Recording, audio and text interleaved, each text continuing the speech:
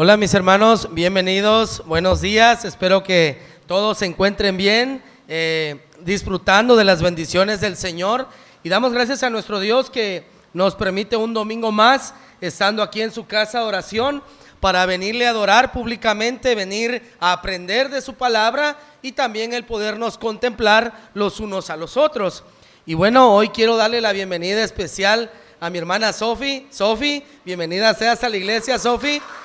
Después de algunos años por cuestiones de trabajo, hermanos, que le tocaba descansar solamente los días jueves, ¿verdad?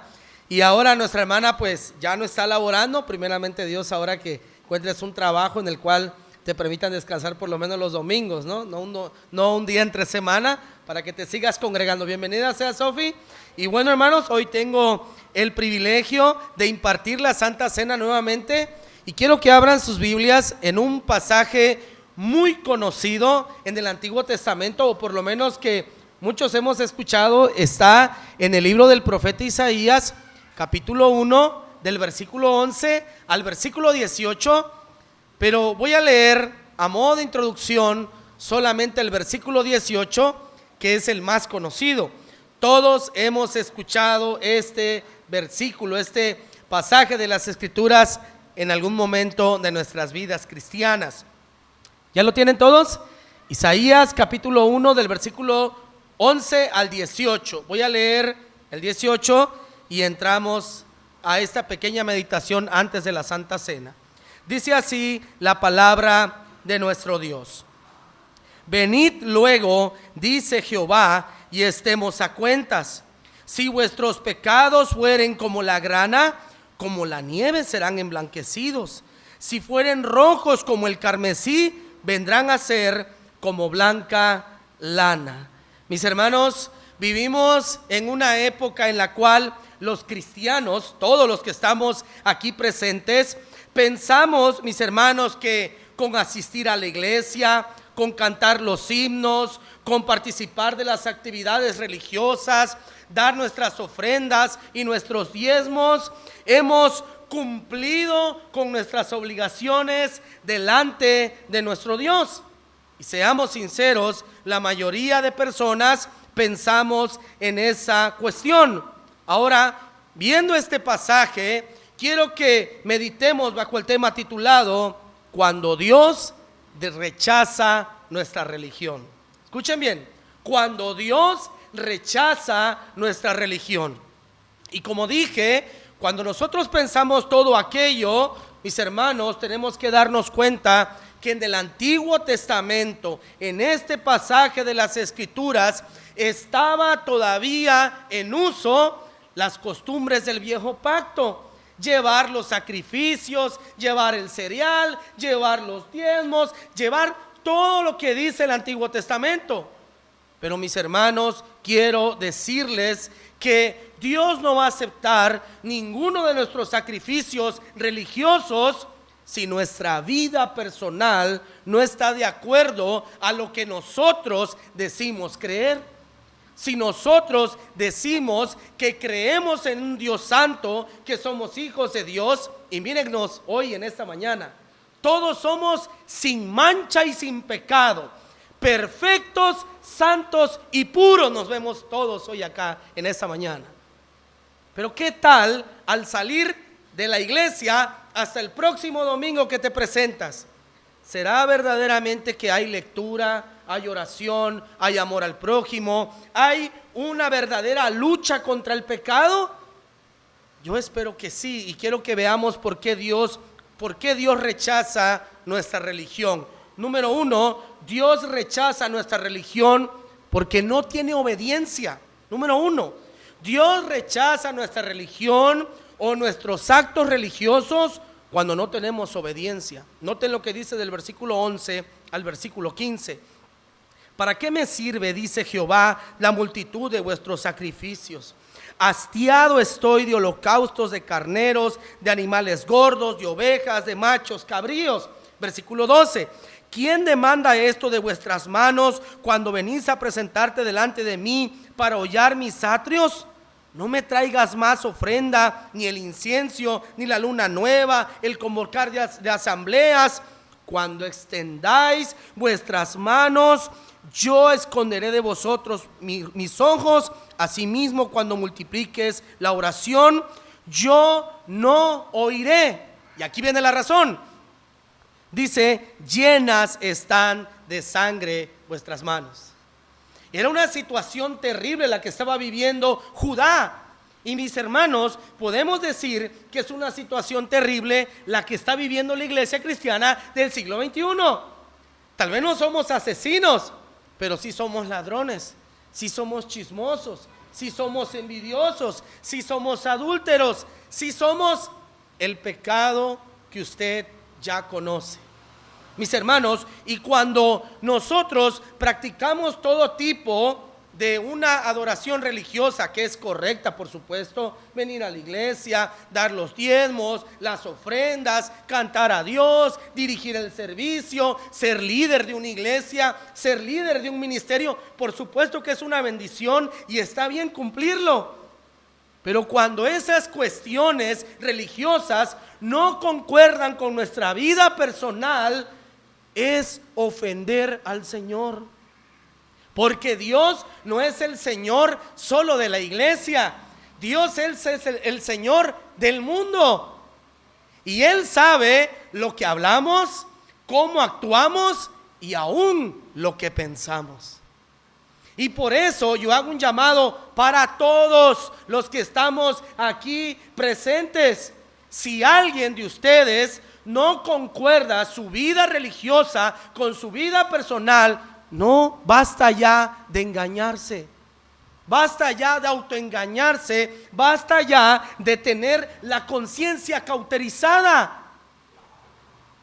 Hermanos, ¿qué lleva a los falsos maestros a perseverar en las falsas doctrinas? Una conciencia cauterizada. Yo sé que la salvación no se puede comprar, pero le vendo a la gente que si me manda dinero van a ser salvos. Y así, y por lo tanto, mis hermanos, dice en Mateo 15:8, el Señor se acordó de otro pasaje también que está en Isaías: este pueblo de labios me honra, mas su corazón está lejos de mí. Y así como el Señor comparó su relación de Israel con un matrimonio, lo mismo sucede hoy. Usted no puede decirle al Señor hoy que le ama el domingo y de lunes hasta el próximo domingo usted vive como que si no le conociera. No podemos seguir así, mis hermanos. Tenemos que, nuestra vida religiosa tiene que concordar. Punto número 2. Dios demanda una vida transformada. Dios demanda una vida transformada. Versículo 16 y 17. Lavados y limpiados, quitad la iniquidad de vuestras obras delante de mis ojos, dejad de hacer lo malo, aprended a hacer el bien, buscar el juicio, restituid al agraviado, haced justicia al huérfano, amparad a la viuda. Miren, hermanos, nosotros somos lo que hacemos. Y para quitar las viejas costumbres hay que tener un compromiso y una disciplina delante de Dios para que nuestras vidas cambien. Porque un mal hábito que usted y yo hemos tenido por años no se quita en una mañana de predicación. ¿Qué más quisiera decir que Dios va a usar esta prédica solo al escucharlo y usted va a cambiar? No, el proceso no es así. El proceso es que usted escuche, el Espíritu Santo lo convenza, que usted se fije en el espejo y diga: Señor, sí, yo estoy mal, ayúdame, fortaléceme, yo me comprometo a leer tu palabra, yo me comprometo a orar, me comprometo a cambiar este pecado, este mal hábito, de aquí hasta que yo me muera. Y es una lucha constante. Por eso primero dice en el versículo 16, límpiense. Y en el versículo 17 dice, aprendan a hacer el bien. En otros movimientos evangélicos, muchas veces se piensa que uno cumple con Dios por el hecho nada más de ir a la iglesia. Y eso solamente es un ápice de todas las demandas que Dios tiene para el cristiano. Hermanos, Dios demanda que nuestras vidas sean verdaderamente transformadas, que amemos al prójimo con todo nuestro corazón. Porque hermanos, hace poco yo acabo de conocer tristemente a un cristiano que tiene dinero y que tiene una empresa, pero es malo con sus trabajadores. Es mejor patrón un inconverso que él. Y eso, mis hermanos, a Dios no le agrada. Al igual que Dios se desagrada de los cristianos que son empleados y son pésimos empleados, y un inconverso es mejor empleado que él. Dios también se siente ofendido de esa manera de su pueblo. Tenemos que aprender a hacer el bien. Y eso, mis hermanos, no solo es en el ámbito espiritual, es en el ámbito intelectual, familiar, físico, económico, social, en todo. Porque si alguien debe de vivir correctamente en este mundo y tiene los instrumentos y la capacidad para hacerlo, ese es el cristiano, esa es la cristiana. Finalmente, porque es Santa Cena, mis hermanos, Dios ofrece perdón inmerecido. Dios ofrece un perdón completamente inmerecido. Porque todo el pueblo de Judá había fallado. Tal vez había el remanente que siempre se menciona en el Antiguo Testamento, pero aquí todos somos culpables. Todos, de una u otra manera, todos estamos fallando delante de Dios. Y es hora que dejemos de sentirnos tan importantes y empezar a ver nuestras verdaderas fallas, nuestros pecados. Porque cada uno de usted conoce su pecado, conoce su mal hábito, conoce la injusticia social que usted practica. Miren ese perdón inmerecido. Venid luego, dice Jehová, y estemos a cuentas. Si vuestros pecados fueren como la grana, como la nieve serán emblanquecidos. Si fueren rojos como el carmesí, vendrán a ser como blanca lana. Noten el llamado al perdón de Dios. Dios dice, venid luego. No dice, aléjense de mí. No, dice, vengan, vengan, arrepiéntanse, porque yo les amo y estoy dispuesto a perdonarlos, dice el Señor. Y noten que dice, no importa cuán grande y escandaloso sea el pecado, yo les hablo para que ustedes vengan, se arrepientan y yo les perdone de corazón. Y alguien pueda decir, hermano, pero eso ¿qué tiene que ver con Santa Cena?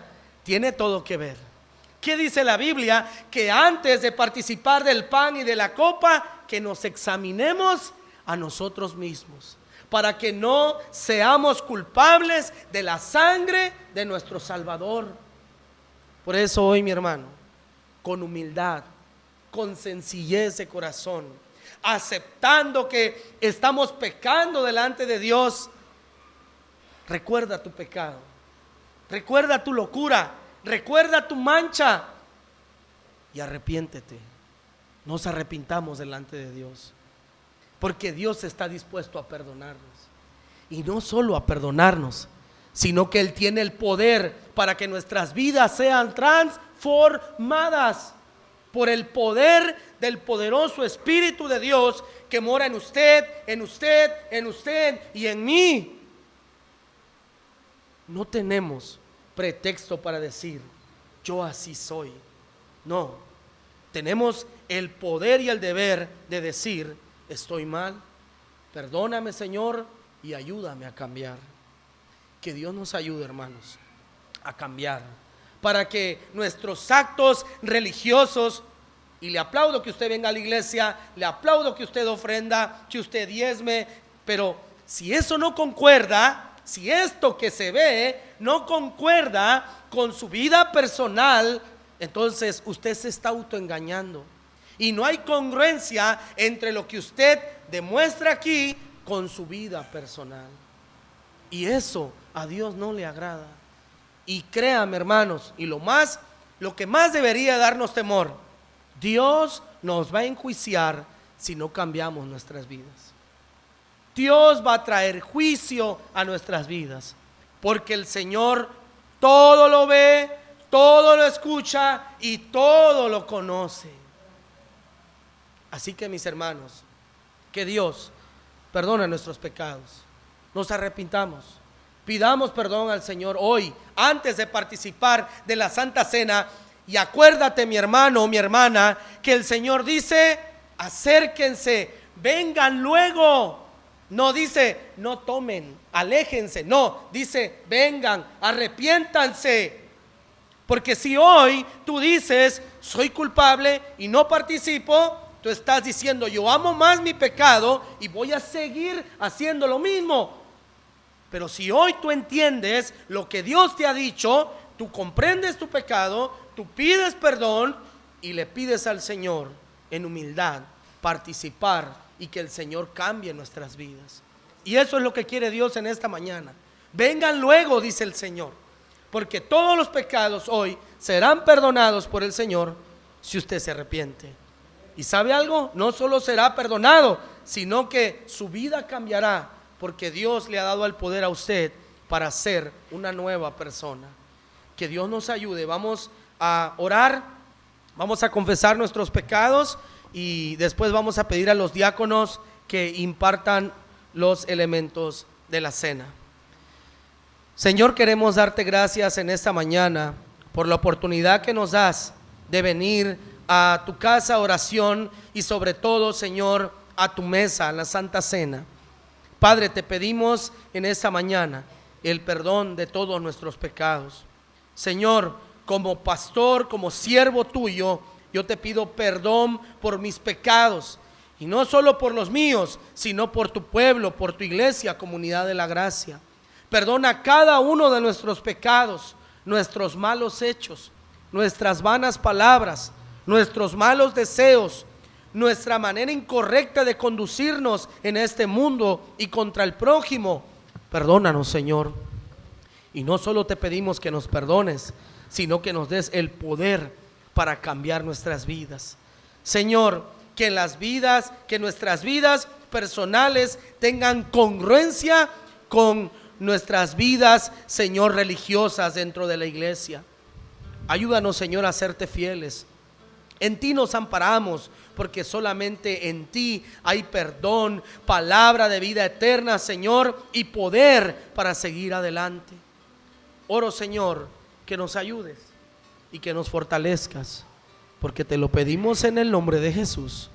Amén y amén. Bueno, mientras los diáconos reparten los elementos, por favor abran sus Biblias en 1 Corintios capítulo 11 del versículo 23 en adelante. Nos damos gracias a Dios por la vida de nuestro hermano Raúl, nuestra hermana Ofe y nuestro hermano Helio.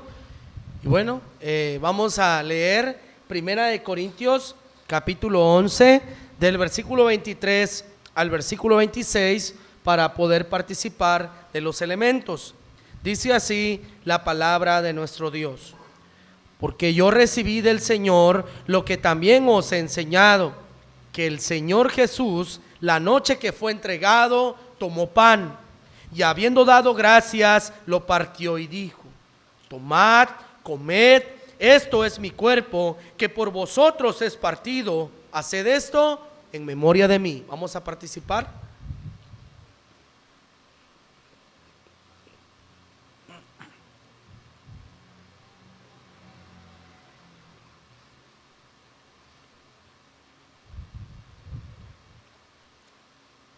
Versículo 25.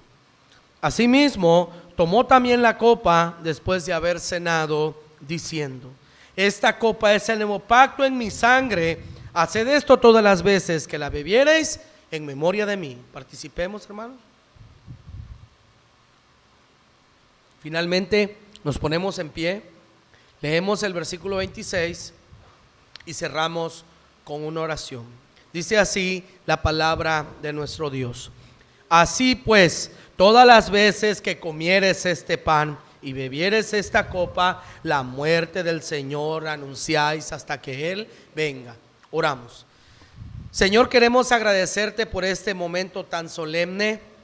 Gracias, Señor, por permitirnos en tu gracia sentarnos a tu mesa y participar. Te pido, Señor, que nos ayudes a serte fieles, a amarte con todo nuestro corazón, a amar al prójimo como a nosotros mismos, a ser sal y luz para este mundo. Señor, síguenos bendiciendo a través de la prédica de tu palabra, a través de la enseñanza de los maestros en la parte de atrás. Y todavía, Señor, sigue bendiciéndonos a través de las ofrendas, de los anuncios.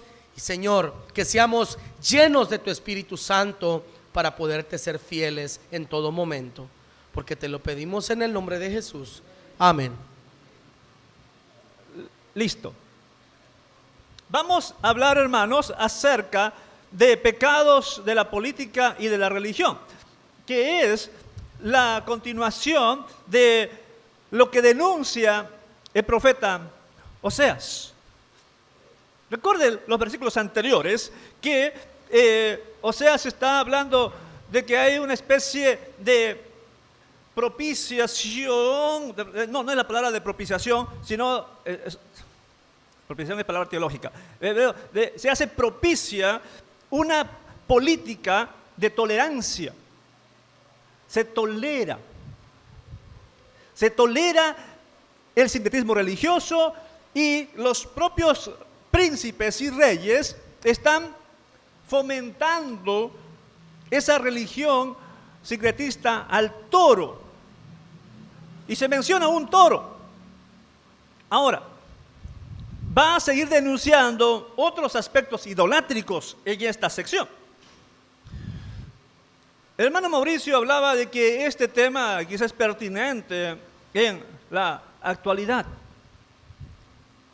y hemos tenido la terrible noticia de un terremoto cercano a nuestra región, en el caso de Venezuela, y por ahí salieron a denunciar algunos de que eso es juicio de Dios. No quiero decir lo contrario, ni tampoco quiero apoyar. Juicio de Dios, porque cayó justo en celebración de San Juan, una fiesta en honor a un santo, pero donde hay mucho sincretismo religioso, idolátrico, hechicerías, por ahí en ciertas regiones. Y en algunos lugares, inclusive los políticos fomentan ese tipo de prácticas. Hay financiamiento económico para hacer esas fiestas. La propia política, los propios gobernantes, alcaldes, regidores. En nuestro contexto hay política, religión, trabajando quizá juntos para fomentar pecados.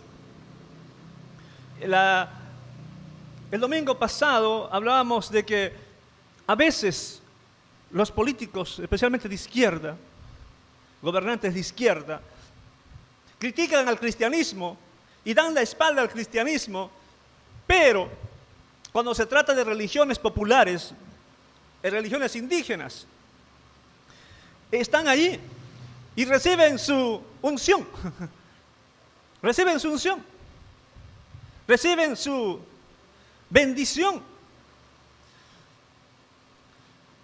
El caso fresco de Perú, que todavía hay pataletas del candidato de izquierda. Decía de que él era ex teólogo, había estudiado en el seminario, no evangélico, seminario católico. Había estudiado bajo la influencia de la teología de la liberación, pero era un buen católico. Y todavía inculca a su familia en el catolicismo. Bueno, él tenía el apoyo de un amigo etnocacerista, nacionalista, que había dicho: vamos a eliminar el cristianismo del Perú, porque lo autóctono del Perú es los incas, y vamos a implantar la iglesia del Tahuantinsuyo, que es el supuesto nombre de los 4 suyos del reino de los incas, la iglesia tahuantusillana, y vamos a quitar de ahí al catolicismo, al cristianismo.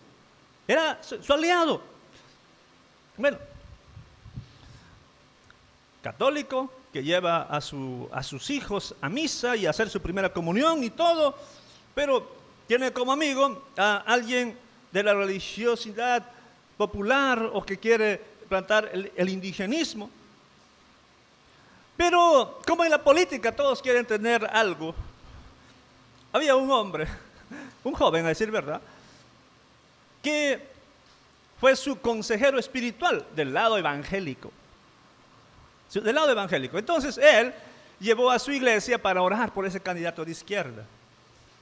Y salen los memes ahí del político. Él contra él. Un rato recibiendo la bendición de los sacerdotes, bueno, su supuesto sacerdote, un castigado y expulsado de la iglesia católica. Le expulsaron a uno de sus consejeros espirituales. Y a la vez recibiendo la bendición de un pastor evangélico, diciendo que va a ganar y todo. Y en la otra foto, recibiendo la bendición de los chamanes. Entonces, ¿qué tenemos aquí? Que la propia política y los políticos de izquierda suelen hacer eso de favorecer más a esas religiones sincretistas. Y aquí vamos a ver que se va a condenar cómo la política y la religión están llevando al desastre del pueblo de Dios. Volvemos a fallar. Por favor, siguiente. Primero, la insensatez de la política imperial. En Oseas 8:8 dice, el pueblo de Israel ha sido tragado. Reina Valera va a decir que el pueblo de Israel devorado será. Y tiene relación con el pasaje anterior, ese es el castigo. O sea, por todos sus pecados va a ser devorado. Pero ¿quién lo va a devorar? ¿Quién lo va a tragar? El imperialismo. No el imperialismo yanqui, por si acaso, ni chino. El imperialismo. En ese tiempo sería el imperialismo asirio. Ahora está tirado en medio de las naciones como una olla vieja y descartada. O sea, ya no sirve. No tiene valor. Israel carece de valor. Ya está desprestigiada. Como vasija que no se estima, dice la Reina Valera 60. Porque eso pasa con el imperialismo. Y pasa en la política. Mientras te sirve, te usan. Cuando ya quitaron todas tus riquezas, te abandonan, te dejan. Eso pasa. Y no es solamente Estados Unidos o Rusia, no. Todos los imperios han actuado de ese modo. Solamente si es que sirves para sus fines. Pero el pueblo no entiende. El pueblo cree que está recibiendo ayuda. Nada es gratis. Yo critico a mis estudiantes que van a escuela privada, ¿no? Que les gustaría ir a escuela pública. ¿Para qué? Para recibir la beca. La beca Benito Juárez. La beca tal. Y, gracias. Y les digo, eso no es correcto. O sea, está bien que se pueda apoyar a la gente necesitada, pero gente necesitada inteligente. O sea, no cualquiera. O sea, yo diría, mi proyecto de ley sería todo tipo de beca a gente necesitada, pero brillante, inteligente. Gracias. Que va a contribuir a la sociedad. Pero como ya muchas veces he dicho aquí, es que conozco jóvenes, y ahorita me llegó información de otra persona, jóvenes que han usado la beca para comprar videojuegos. Conozco.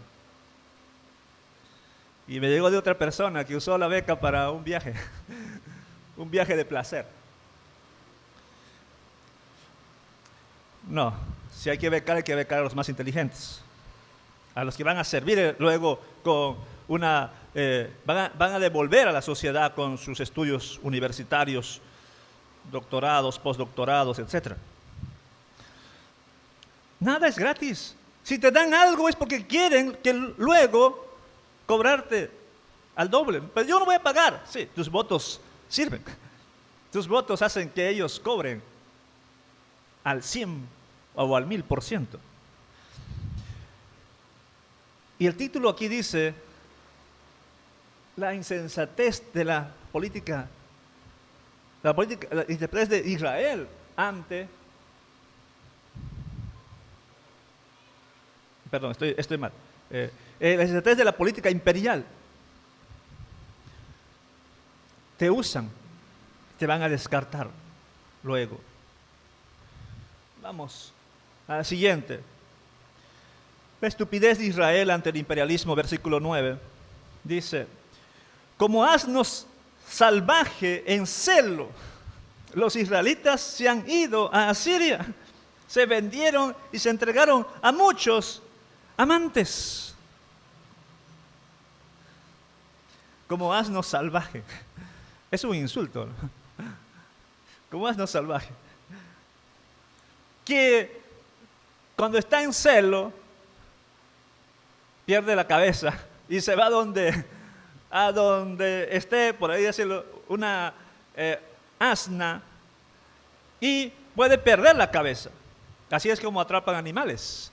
Atrapaban antes a los animales, a los caballos, a las yeguas, trayendo un buen semental o trayendo una yegua que está en celos. Atraían a los mejores caballos. Lo mismo aquí, Israel es como un asno en celos. Y va a ser atraído, está siendo atraído hacia Siria, hacia el imperio. Atraído allá. ¿Qué le ofrece? ¿Qué ofrece a Siria? Seguridad ante la invasión de otros reinos. Confianza en el poder militar. Pero no, es la propia Siria que la va a llevar al exilio.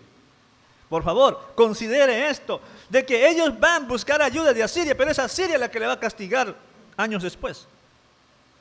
Se vendieron y se entregaron a muchos amantes. Se vendieron.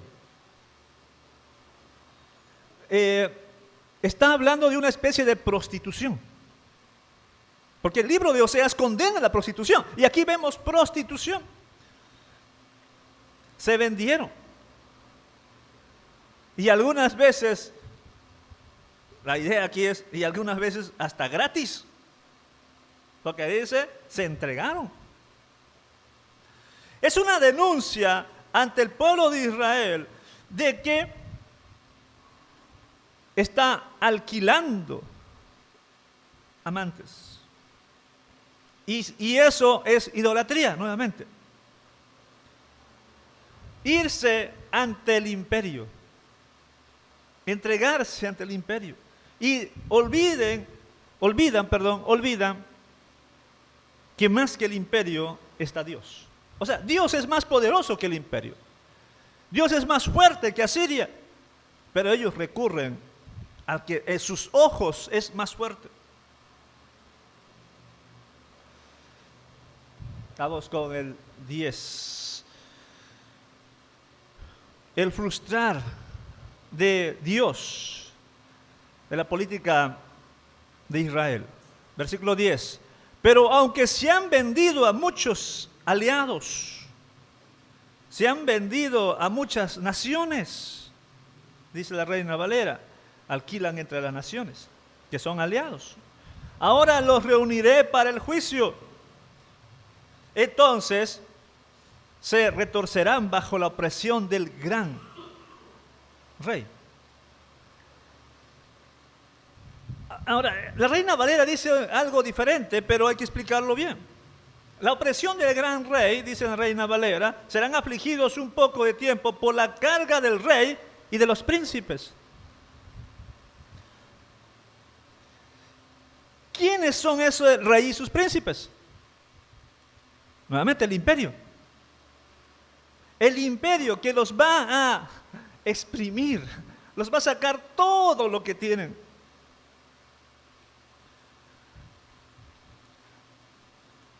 Sí, pero Dios mismo dice, los voy a reunir para el juicio. Dios va a frustrar sus planes. Dios los va a castigar.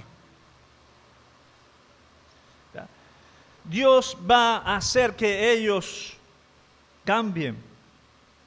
No ahora, quizá del todo, pero va a hacer que cambien. Sigamos, versículo 11. La locura de la religión idólatra. Versículo 11. Israel construyó muchos altares para quitar el pecado, pero estos mismos altares se convirtieron en lugares para pecar. Eso dice la traducción viviente, pero ¿qué dice el versículo 11 en la Reina Valera? Porque multiplicó Efraín altares para pecar, tuvo altares para pecar. Hay una diferencia, ¿no? Hay una diferencia entre ambas traducciones. Porque en la que tienen en la diapositiva dice para quitar el pecado. Veamos bien, ¿para qué se construye un altar? Para orar a Dios, para ofrecer sacrificios a Dios. Pero también es para que Dios los perdone. Todos los altares son para dar una gratitud y pedir perdón a la divinidad. Ahora, Israel construyó muchos altares. La pregunta es, ¿esos altares para quiénes estaba dedicado? ¿Para quién estaba dedicado esos altares? Cuando nosotros leemos en el libro de Primera de Reyes, Segunda de Reyes, Primera de Crónicas, Segunda de Crónicas, los altares eran para Baal y para Astarte, para otros dioses. ¿Será que aquí también se refiere a altares para esas divinidades? Es una buena opción. Pero también puede ser altares que dicen ser para Yahvé. O sea, no tienes que ir hasta Betel, no tienes que ir hasta Jerusalén, no tienes que ir a los templos. Aquí mismo puedes sacrificar para el Dios de Israel, para Yahvé. No está muy claro cuál de esas dos opciones sean las correctas. En primera instancia, la Reina Valera 60 interpreta de que son altares para dioses, porque dice, multiplicó altares para pecar. O sea, altares para adorar a otros ídolos. Pero la nueva traducción viviente parece dar a entender que construyó muchos altares para quitar el pecado. Quitar el pecado. Como diciendo, Dios, perdona mis pecados, voy a ofrecer sacrificios aquí. Pero sea como sea una u otra la interpretación, ellos estaban haciendo cosas malas. Si fuese la segunda opción, Dios no había ordenado que se construyeran altares en cualquier lugar. Dios había ordenado solamente en Jerusalén. Cualquier otro lugar donde hubiera altar ya es pecado y ya es idolatría. Aunque lo hagan para Dios, entiendan esto, aunque lo hagan para el Dios verdadero, no sirve, porque el único lugar donde se debería ofrecer sacrificios a Dios para perdón de pecados es Jerusalén. Cualquier otro lugar no servía. Y si ellos decían, no, es para nuestro Dios, estaban pecando. Y si ellos lo hacían para otros dioses, estaban pecando aún más. Sea como sea, es idolatría. Es una locura idolátrica querer tener tantos altares, pero esos altares, en vez de purificarte, te hacen pecar más. Y a veces sucede en la vida así. En la vida cristiana, a veces hay personas que incrementan más cosas a su religiosidad, lo que el hermano Víctor hablaba de Isaías 1.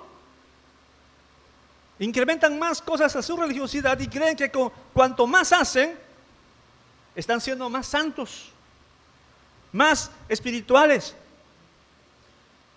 Y el pecado ahí va cuando quieres compararte con el otro y dices, es que yo, y él no hace eso. Yo, ya se convierte en una comparación pecaminosa donde te vuelves orgulloso o orgullosa por tus prácticas espirituales, donde aparentemente ya tu religiosidad es idolatría. Es que yo diezmo más que todos los demás. Es que yo ayuno más que los demás. Es que yo leo la Biblia más que los demás. Es que yo memorizo la Biblia más que los demás. Es que yo llego más temprano que los demás. O sea, tus prácticas religiosas, cuando son para comparar y creerte mejor que los demás, ya es una especie de idolatría. No estoy diciendo que esté mal orar, ayunar, ofrendar, pero si vas a comparar y creerte mejor, ya no. Volví. 11. La locura. No, perdón, el siguiente. El rechazo de Israel a la instrucción. Versículo 12. Dice, a pesar de que di todas mis leyes, actúan estos israelitas como si esas leyes no se aplicaran a ellos. Yo les he dado mis instrucciones. Versículo 12. Escribí mi ley, dice. Pero para ellos son cosas extrañas. O sea, como si no la quisieran aplicar, no quieren hacerlo parte de su vida. Israel rechaza la ley de Dios. ¿Acaso eso no vemos en esta sociedad mexicana idólatra? México es uno de los países que tiene, en toda Latinoamérica, exceptuando Brasil, que tiene más habitantes de los cuales dicen que son cristianos, católicos. ¿Ya? O sea, tú dices, ¿qué eres? Católico. Resumida cuenta, ¿qué eres? Bueno, cristiano pues porque sigo a Cristo, pero religión católica. Ok. Eres entonces un cristiano católico. Católico romano. ¿Lees tu Biblia? No. No leen su Biblia. No siguen las instrucciones bíblicas. Pero bien que tienen un sincretismo. Bien que usan a nuestro Dios, diciendo el Padre, el Hijo, el Espíritu Santo. Pero es la religión más sincretista. Más sincretista en nuestro contexto. Pero ese pueblo, tú le preguntas acerca de la Biblia, no saben. ¿Y en el mundo evangélico pasa lo mismo? Hay menos sincretismo entre nosotros. No digo que no lo haya. En nosotros también hay sincretismo. Solamente que es menos. Habría que hacer un estudio sobre qué sincretismo tenemos nosotros aquí en Comunidad de la Gracia, pero vamos a encontrar alguno. Y este pueblo de Comunidad de la Gracia, ¿lee la Biblia? ¿Aplican las leyes? Porque una cosa es leer y otra cosa es aplicar. ¿Qué cosa dijo el Señor Jesús? El que las oye y las hace. No solamente el que las oye. Porque aquí están obligados a oír, aunque sea en la hora de la prédica. Y las hace. La misma denuncia. Es como si Comunidad de la Gracia rechazara la instrucción de Dios. Y así como Israel rechaza las leyes de Dios y no quiere hacerle caso porque prefiere el sincretismo, prefiere una comodidad de religión, una religión que se acomoda más a su placer, a su estilo de vida, a sus gustos, no la santidad que Dios quiere. Dios también va a rechazar. Y eso es lo que no me gusta de esta denuncia, porque el rechazo de Dios va a ser terrible. Rechazo de Yahvé a los sacrificios de Israel. Versículo 13. Rechazo de Yahvé a los sacrificios de Israel.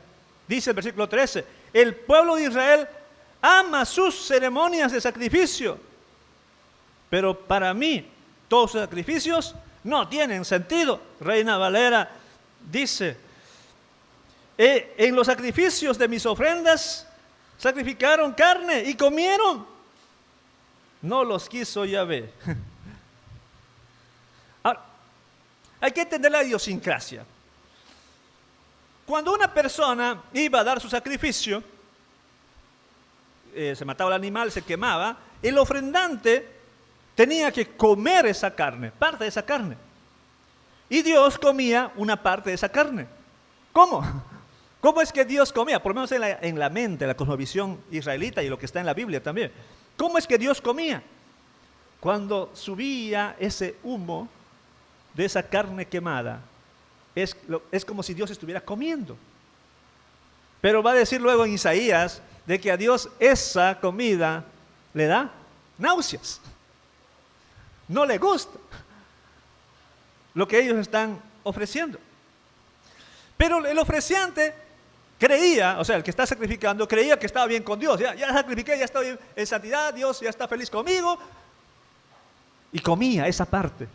Y disfrutaba la carne, disfrutaba la comida.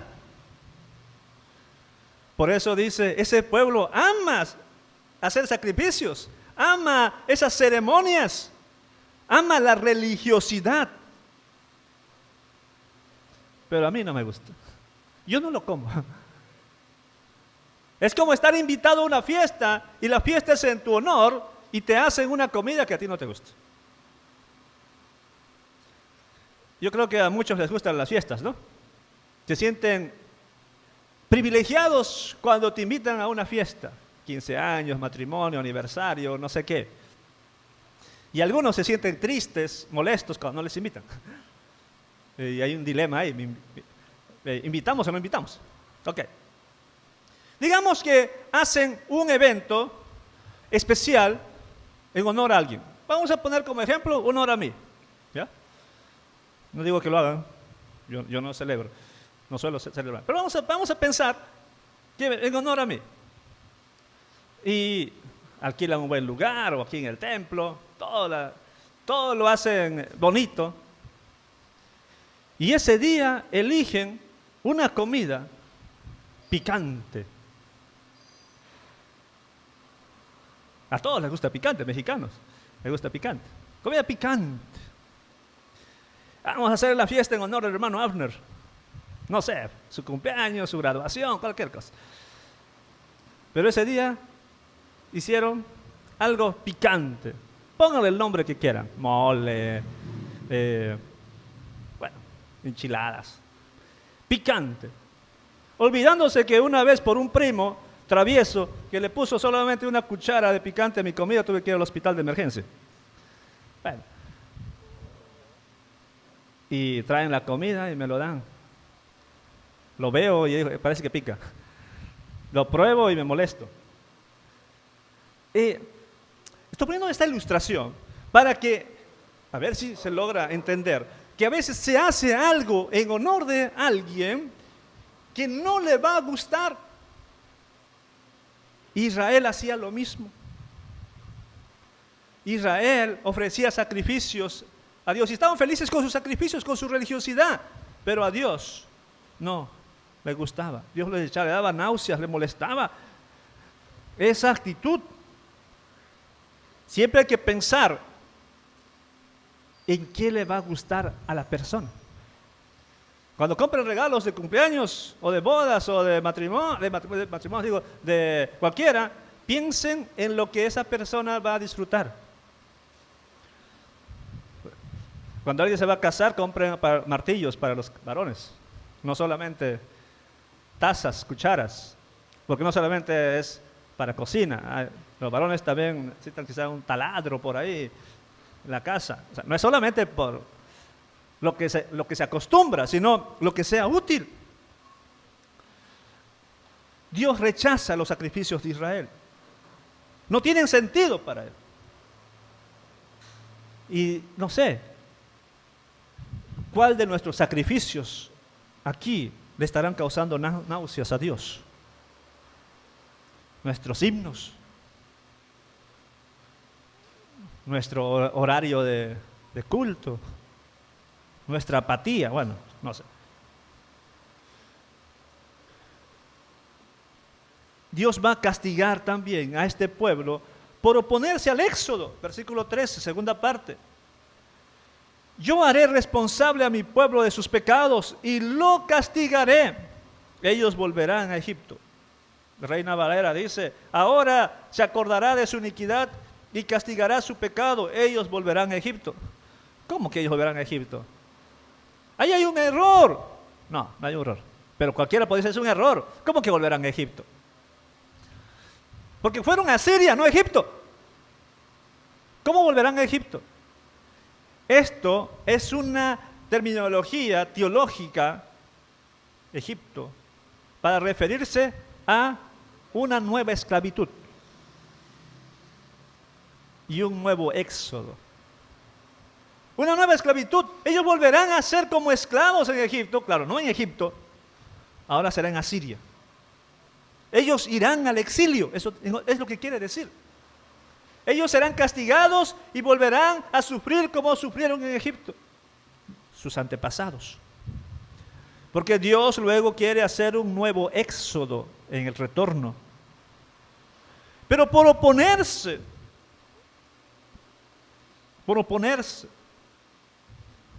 a esa restauración que Dios da en el nuevo éxodo, en el éxodo, por sus pecados Dios los va a castigar. Volverán a sufrir en Egipto. Volverán a sufrir castigos.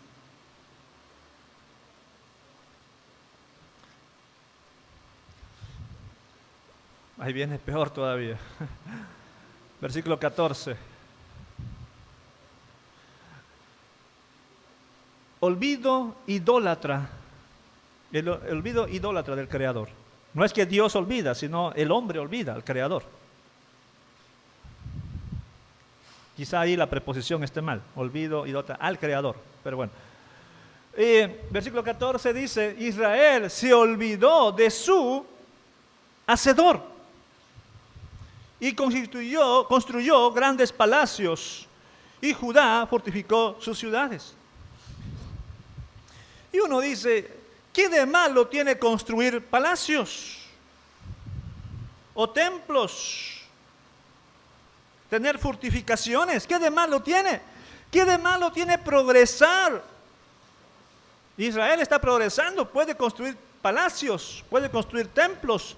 Judá ha prosperado y está construyendo ciudades. ¿Qué de malo tiene? Lo malo está cuando tú prosperas y te olvidas de tu Creador.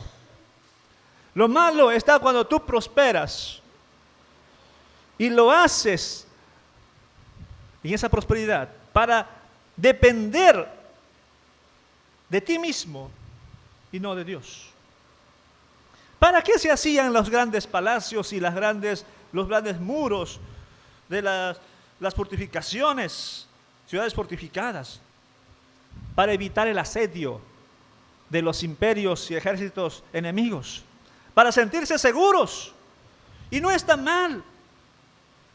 Lo malo está cuando depositas tu confianza exclusivamente en esas construcciones.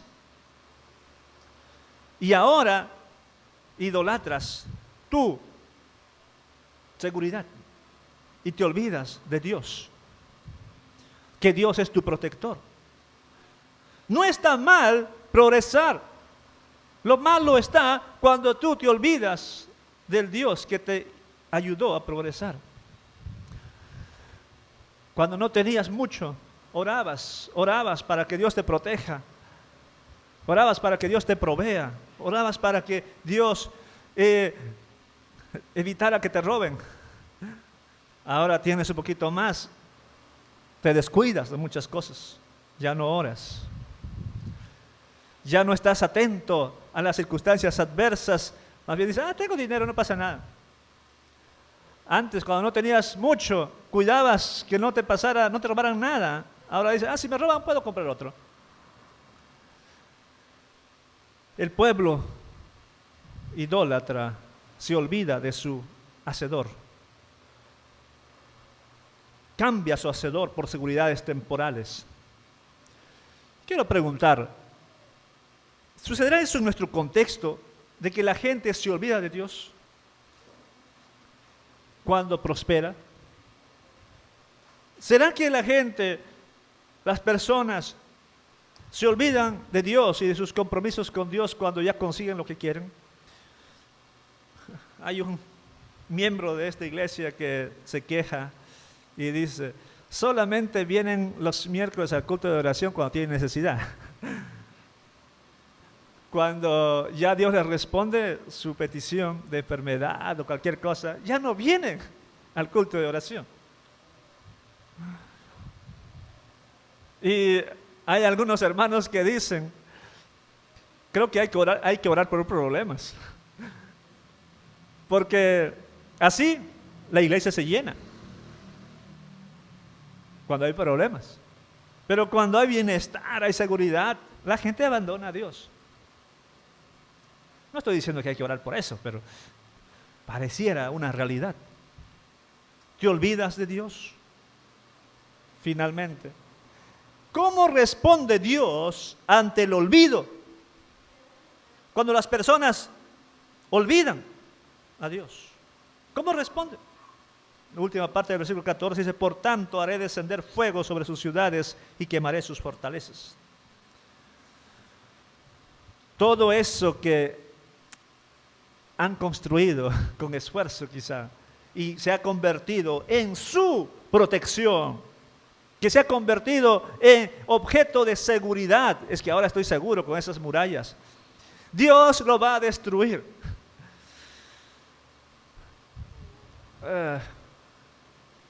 Que el Señor no actúe de la misma manera hoy es un pedido honesto, porque si actuara de la misma manera te va a venir enfermedades porque confías tanto en tu cuenta bancaria. Tengo dinero en el banco y se te va a ir. No, pero tengo carro, a ver, un choque. Tengo una casa bien hecha, quizá un incendio. Que Dios puede quitarte las cosas que tú tanto confías, se ha vuelto tu seguridad, se ha vuelto objeto del olvido de Dios, porque te olvidaste por eso, te olvidaste de Dios. Porque Dios no tolera la idolatría, no tolera la competencia. Y peor si esa idolatría es un miembro de la familia. Difícil, amados hermanos, difícil. Yo prefiero que ustedes y yo podamos seguir confiando en Dios en nuestra poca adquisición, que tener tanto y olvidarnos de Él. Vamos, hermanos, el tema de hoy tenía que ver con la política y la religión. Tanto la política como la religión están llevando a la gente a la perdición. Porque la gente confía más en los políticos que en Dios. Confía más en la religión que en Dios. Y ahora que nacimos nuevamente como organización, todavía no tenemos el acta, Es como cuando, por ejemplo, Eddie y Basti están esperando bebé, ¿no? Ellos ya pensaron en el nombre, Pero hasta que vayan al registro recién va va a ser oficial, pero lo pueden llamar así. Nosotros somos, bueno, el siguiente domingo vamos a elegir el nombre oficial, pero ya somos Comunidad de la Gracia, por lo menos eso ya está. Eso ya está. Pero hasta que nos den nuestra hoja de gobernación en la Ciudad de México, ahí es oficial. Ahora, pero ya el ser bautistas, en muchos contextos se vuelve idolatría. Es que soy bautista. Es que no pueden venir de otra iglesia aquí. Aquí es solamente puro bautistas. Confiar más en su religión que en Dios. Y en esta iglesia no haya eso. Ni confiar en la política, ni en los políticos, ni confiar en nuestro sistema religioso. Debemos confiar en Dios. Pero esto que está en diapositiva puede hacer que ustedes sean castigados. Olvidarte de Dios. Olvidarte de Dios. ¿Vas a rechazar o olvidarte de tu Creador? La respuesta obvia es no. Pero ¿será verdad? Les invito, mis amados hermanos y hermanas, a que nuevamente nos comprometamos a ser fieles a Dios. A no confiar ni en la política ni en la religión. No confiar en nuestro sistema litúrgico, no confiar en nuestro sistema de culto, no confiar en que estamos en una religión con sana doctrina. No, confiemos en Dios. Y prometamos que nunca nos vamos a olvidar de Él, ni ninguna de sus bendiciones. Oramos. Señor, muchas gracias. Gracias por tus hijos, por tus hijas que están aquí en este culto. Te quiero pedir, Señor, que bendigas a cada quien y que a la luz de este pasaje, de esta reflexión, tú nos ayudes a confiar siempre en ti, a vivir para ti, a no confiar ni en la política, que nos pueden llevar a la ruina, no confiar en el sistema religioso, sino a confiar siempre en ti, siempre en ti. Y nunca olvidarte, Señor, nunca olvidar tus grandes beneficios, tu amor, tu guía, tu salvación. Ayúdanos a hacerte fieles siempre. Bendice a tu iglesia. Oro en Jesucristo. Amén.